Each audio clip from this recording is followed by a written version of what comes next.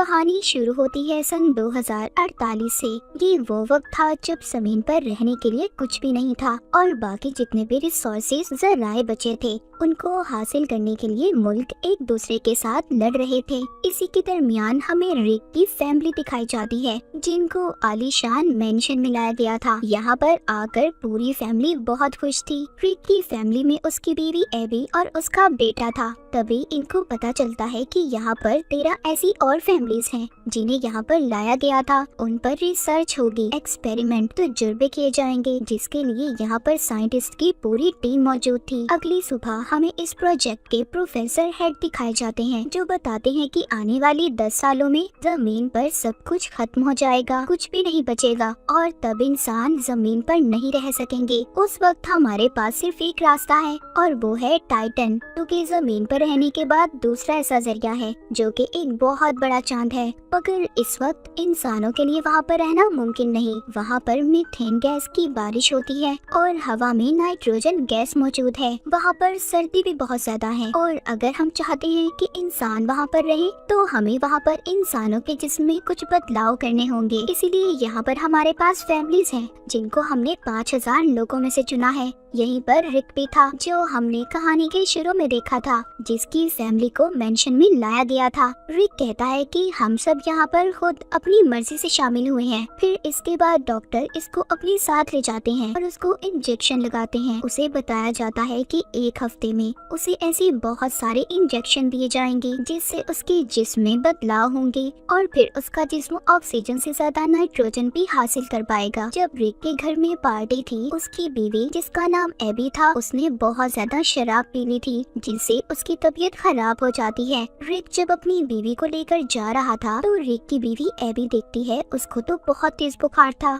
कुछ दिन के बाद जितनी भी फैमिलीज थी सबको एक एक्सपेरिमेंट के लिए पानी के पूल के पास लाया जाता है और ये देखा जाता है कि कौन पानी में कितनी देर तक बिना सांस लेकर रह सकता है। पर एक एक करके सब बाहर आ गए थे मगर रिक और एक लड़की 40 मिनट तक पानी के अंदर ही बैठे रहते हैं। 40 मिनट के बाद लड़की का दम भी घुटने लगा था, वो पानी से बाहर आ जाती है पर रिक पानी के अंदर ही था। आहिस्ता आहिस्ता उसके दिल की धड़कन भी कम हो रही थी। वो बाहर रहकर उसकी हार्ट रेट को देख रही थी। इससे पहले कुछ होता रिक खुद ही बाहर आ जाता है। सब उसके लिए तालियां बजाते हैं क्योंकि उसने सबसे ज्यादा वक्त पानी में गुजारा था। इसके कुछ दिन के बाद हमें दिखाया जाता है कि रिक को एक सर्जरी के लिए लाया गया था। जिस दिन उसकी सर्जरी की जाती है उसी दिन रात को वो अपने बेड पर नहीं था। उसकी बीवी एबी जब ये देखती है तो वो किचन में बैठा अपने जिस्म पर बर्फ लगा रहा था। उसको बहुत गर्मी लग रही थी। इसके बाद एबी उसको और ज्यादा बर्फ ला कर देती है।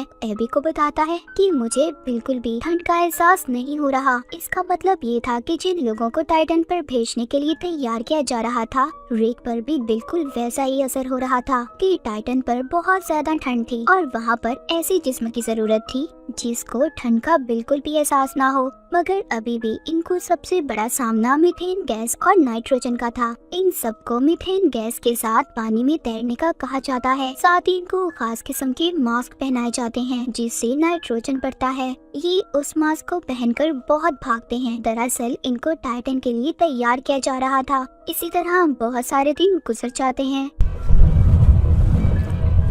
एक दिन रिक जब बाथरूम में था तो वो देखता है उसको हेयर फॉल हो रहा था, यानी कि उसके बाल बहुत ज्यादा उतर रहे थे। यहाँ पर एक और लड़का था, उसके साथ भी ये सब हो रहा था। अब ये सब समझ गए थे जो भी इनके साथ हो रहा है वो सब उन दवाइयों और तजुर्बों का नतीजा है जो इनको टाइटन पर भेजने के लिए किया जा रहा था। अभी यहाँ पर एक लड़के की मौत हो जाती है। उस लड़की को ऐसा मरते देख सब बहुत ज्यादा परेशान हो गए थे। सभी डर जाते हैं क्योंकि बिल्कुल वैसी ही दवाइयाँ इन्हें भी दी जा रही थी, यानी कि इन सब की जान को भी खतरा था। रात को सब जब रिक के घर पर जमा थे इन सब के बारे में बात कर रहे थे तभी उधर इसका एक दोस्त बहुत ज्यादा गुस्सा करता है, अपनी बीवी पर भी हमला कर देता है। दरअसल जब से उस पर एक्सपेरिमेंट की जा रही थी तभी से उसके साथ ऐसा हो रहा था। ये देखकर सब के सब परेशान हो जाते हैं। अगली सुबह डॉक्टर रिक के घर आती है, उनको बताती है जो लड़की मरी थी वो दरअसल बीमार थी। उसको दरअसल पहले ही एक बीमारी थी थी, इसी वजह से उसकी मौत हुई है, ना कि किसी एक्सपेरिमेंट की वजह से। लेकिन रिक जानता था कि कुछ ना कुछ तो गड़बड़ है। उसी रात उसको उल्टी होती है जिसमें खून आ रहा था। उसकी बीवी उसका ब्लड सैंपल लेती है क्योंकि एबी भी एक डॉक्टर थी। अगले दिन रिक को दिखाया जाता है वो पानी के अंदर था, उसकी जिल्द भी उतरना शुरू हो गई थी। इस बात से वो बहुत ज्यादा डर जाता है। उधर दूसरी तरफ एबी उसका खून का सैंपल लेकर लैब में जाती है। जब वो उसको टेस्ट करती है तो उसको पता चलता है कि रिक के जिस्म में बहुत से ऐसे केमिकल शामिल किए गए हैं जिसके बारे में पहले नहीं बताया गया था। एबी इन सब के बारे में प्रोजेक्ट प्रोफेसर हेड से बात करती है, मगर वो उसको कुछ भी नहीं बताते। अब रिक की आंखों का ऑपरेशन किया जाता है ताकि वो अंधेरे में भी देख सके। रिक जब वापिस घर आता है तो उसकी आंखों से खून आने लगा था। उसको दोबारा से हॉस्पिटल ले जाया जाता है। एबी वहाँ पर दोबारा से प्रोफेसर से बात करने की कोशिश करती है, लेकिन वो उसकी किसी बात का जवाब नहीं देते और चले जाते हैं। एबी जब घर आई थी तो देखती है वो आदमी जिसको पहले भी गुस्सा आया था, अब वो और भी ज्यादा गुस्से में था। उसने अपनी बीवी को भी मार दिया था, इसीलिए मिलिट्री के लोग उसे लेने आए थे। अब एबी को ये महसूस हो रहा था कि उससे बहुत सारी बातें छुपाई गई हैं। वो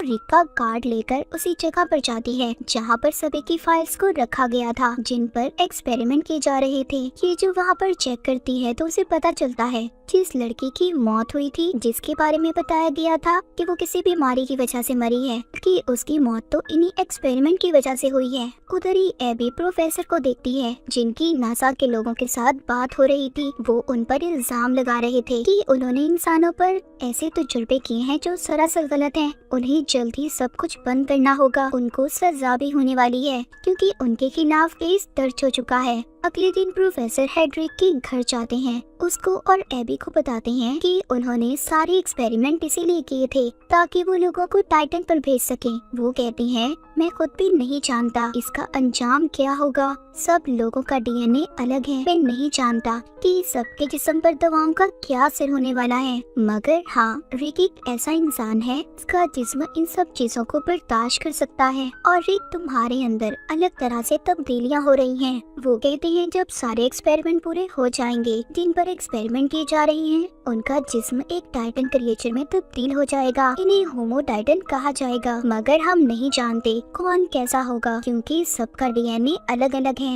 ये सारी बातें सुनकर रिक और एबी बहुत ज्यादा परेशान हो गए थे, पर अब रिक बहुत आगे आ चुका था। उसकी आंखों की एक और सर्जरी की जाती है जिससे वो अब अंधेरे में भी देख सकता था। अब वो पानी में भी बैठकर चीजों को महसूस कर सकता था। इसके बाद जितने भी लोगों पर एक्सपेरिमेंट किए गए थे वो सब मर जाते हैं। सिर्फ रिक और उसकी दोस्त बचते हैं। लैब में रिक की बीवी एबी जब उसको देखने आती है तो वो देखकर हैरान हो जाती है क्योंकि रिक अब बिल्कुल बदल चुका था। उसके सर पर एक भी बाल नहीं था और ना ही उसके कान थे। रिक जब एबी और अपने बेटे को देखता है तो उन्हें पहचान लेता है, मगर अब वो उनसे बात नहीं कर सकता था क्योंकि जब उसके जिस्म में तब्दीलियां हुई थी अब वो सिर्फ लो फ्रीक्वेंसी यानी कि बहुत आहिस्ता आवाज में बोल सकता था, जो आवाज आम इंसान नहीं सुन सकता। इसके बाद रिक को घर भेज दिया जाता है। रात को रिक के घर उसकी दोस्त आती है जिसके हाथ पर खून लगा हुआ था। वो भी गुस्से में आकर अपने हस्बैंड को मार देती है। जब मिलिट्री को ये बात पता चलती है तो वो रिक और उसकी दोस्त को लेने आ जाते हैं क्योंकि अब ये सब के लिए खतरा थे। रिक की दोस्त को मिलिट्री वालों ने मार दिया था, मगर रिक अपनी ताकत से सबको मार देता है और अपनी जान बचाकर भाग जाता है। रिक के पीछे एबी भी जाती है। रिक अभी भी एबी से बहुत प्यार करता था। जब वो एबी का हाथ पकड़ता है तो उसके दिमाग को पढ़ने लगता है, जो उसकी नई ताकत थी। जी हाँ, रिक अब किसी के दिमाग को भी पढ़ सकता था। तभी मिलिट्री का हेलीकॉप्टर आता है। उसने एबी के कहने पर खुद को उनके हवाले कर दिया था। दोबारा से रिक को लैब में लाया गया था। वहाँ पर प्रोफेसर एबी से कहते हैं कि तुम्हें रिक को एक इंजेक्शन लगाना होगा, जिसके लगाते ही रिक अपनी पुरानी जिंदगी के बारे में भूल जाएगा और यही रिक के लिए अच्छा है क्योंकि अब हम उसको टाइटन पर भेजने वाले हैं। जब एबी रिक के पास जाती है तो उसको इंजेक्शन लगा देती है, हालांकि रिक उसको मना कर रहा था। क्योंकि वो अपनी पुरानी यादों को नहीं भुलाना चाहता था। एबी ऐसा करते ही वहाँ से अपनी दोस्त को लेकर अपने बेटे के साथ चली जाती है। इनके जाने के बाद रिक वहाँ पर सभी सोल्जर्स पर हमला कर देता है और उन्हें मारकर वापस से अपने घर आ गया था। दरअसल एबी ने उसके जिस्म में इंजेक्शन को नहीं लगाया था ताकि उसको टाइटन पर ना भेजा जाए। वो वापस अपने घर आता है तो अपनी बीवी और बेटे से मिलकर बहुत खुश होता है, पर तभी उधर मिलिट्री के लोग आ गए थे। उनके साथ प्रोफेसर भी थे। वो कहते हैं कि रिक को हमारे साथ जाना होगा, हम इसको टाइटन पर भेजने वाले हैं क्योंकि अब ये कभी भी इंसान नहीं बन सकता और ना ही जमीन पर रह सकता है। अगर इसे जिंदा रहना है तो इसे टाइटन पर जाना होगा। एबी को भी ये बात समझ आ गई थी। वो रिक से कहती है कि शायद तुम्हारे जाने का वक्त आ चुका है, तुम्हें वापस जाना होगा। रिक को टाइटन पर भेज दिया गया था। इस हादसे के कुछ वक्त के बाद दिखाया जाता है उनकी लैब को रिक की बीवी एबी और उसकी दोस्त संभालने लगी थी। वो नई नई एक्सपेरिमेंट पर रिसर्च कर रही थी ताकि इंसानों को टाइटन पर भेजा जा सके। एक रात एबी का बेटा बाहर खेल रहा था। वो अपनी मॉम को बुलाकर कहता है कि देखें आसमान कितना साफ है, कितना अच्छा मौसम है। तभी हम दूर टाइटन को देखते हैं जहाँ पर रिक अकेला खड़ा था। थोड़ी देर बाद वो एक झील पर उड़ने लगता है, यानी कि वो अब इस नई दुनिया में रहने लगा था। उसको ये सब बहुत अच्छा लग रहा था और इसी के साथ ही कहानी यहीं पर खत्म हो जाती है।